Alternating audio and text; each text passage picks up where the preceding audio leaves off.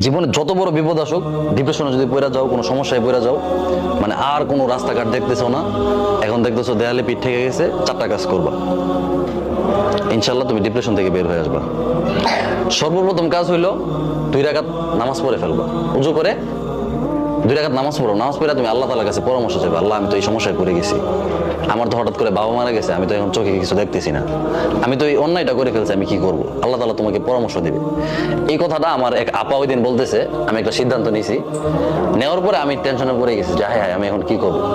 তো আমার আপা আমাকে বলতেছে যে তুমি কাজ করো, 2 রাকাত নামাজ পড়ো, নামাজ পড়ে আল্লাহ তাআলার সাথে পরামর্শ করো। আমি চিন্তা করছি আল্লাহ তাআলার সাথে পরামর্শ করবো কিভাবে। 2 রাকাত নামাজ পড়ছি, নামাজ পড়ে আমি আল্লাহকে বলছি যে আল্লাহ আমি তো এমন একটা সিদ্ধান্ত নিছি, কি করব।